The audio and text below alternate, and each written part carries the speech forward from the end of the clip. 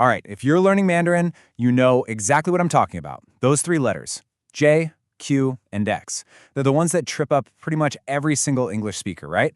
They just sound nothing like they look, and they can feel like this huge wall. Well, today, we're going to dive in and crack that code once and for all. So why are these sounds just so darn hard? First things first, if you're struggling with these, you are definitely not alone. I mean, it's a famous roadblock for learners. And here's the crazy part. It's not really about learning some totally alien new sound. It's actually about unlearning a habit that's been baked into your brain from years and years of speaking English. Okay, so let's get into the Mandarin sound puzzle. And really, it's all in the tongue. The entire secret, the whole key to J, Q, and X, it all comes down to one simple thing: what your tongue is doing. Or, more importantly, what it's not doing. See, the way we move our tongues around for English is just completely different from what these specific Mandarin sounds need. So here's the big difference right here. When we speak English, think about your tongue. It's kind of floppy, right? It's always moving, it's fluid. But for the Mandarin J, Q, and X, you need the total opposite. You need a fixed, almost robotic tongue. It has to be locked in one single place. It doesn't move. All right, moving on to the tongue placement secret, and this is the best part, I promise. You might think you need to learn 3 different complicated tongue positions for these 3 sounds, but you don't. There is one simple trick that unlocks all 3 of them instantly. Let's break it down.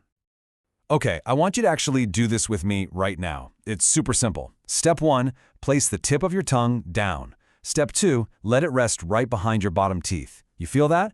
Now here's the most important part, the real secret sauce. Step 3, you have to keep it there. Seriously, don't let it move. The hard part isn't finding the spot. It's training your tongue to stay put while you make the sound. Okay, you ready to put this into practice? Let's tackle our first sound, the Mandarin G, which we pronounce as G. And to get there, we're going to start with a super familiar English sound. So our starting point is the English word G, like in gee whiz. Just say it out loud a few times. G, G. Now, pay attention. Where's your tongue? It's probably just kind of floating around in the middle of your mouth, right? Okay, now for the magic. Let's apply that golden rule. Pin the tip of your tongue behind your bottom teeth. Lock it down. Don't let it move. Now, with your tongue stuck there, try to say G again. Go ahead, try it. G.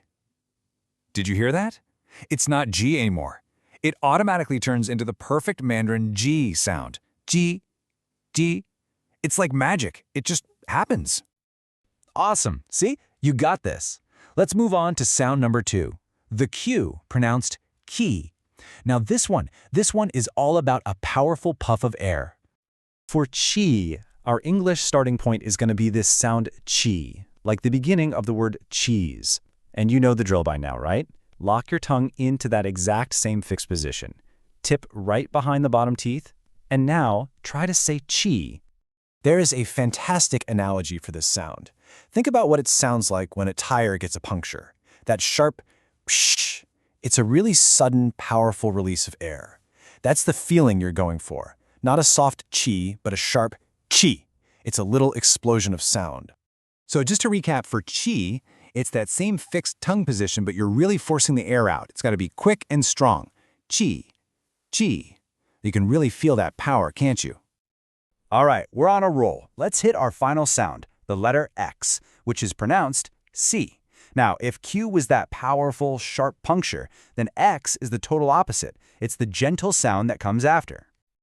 Okay, so for this one, our English starting point is the sound she, and it's the same exact drill. Get that tongue tip locked in behind your bottom teeth. Now try to say she. What happens? Let's go right back to that tire analogy.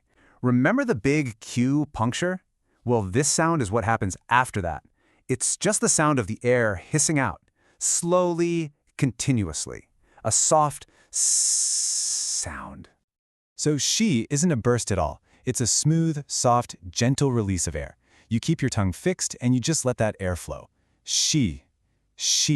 It feels completely different from that powerful chi, doesn't it? And there you have it. Just like that, you've got the tools you need for all 3 of these tricky sounds. Let's do a quick recap just to put it all together and make sure it really sticks. Okay, this right here is the golden rule. This is the key to everything. If you only remember one thing from all of this, please make it this. Place the tip of your tongue behind your bottom teeth and keep it fixed. That one position is the foundation for J, Q, and X.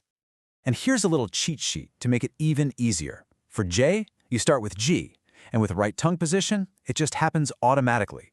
For Q, you start with Chee, but you make it feel like that powerful tire puncture. And for X, you start with She, and you think of that soft, slow air release. And the key, all three use that exact same fixed tongue position. So, congratulations! Seriously, it really is that simple. Just by focusing on that one little physical trick, keeping your tongue fixed, you've just unlocked 3 of the absolute hardest sounds in Mandarin for English speakers.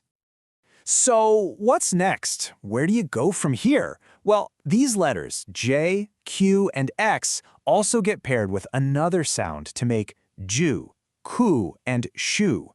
And guess what? They use the exact same tongue position we just mastered. So the real question is, are you ready for the next level?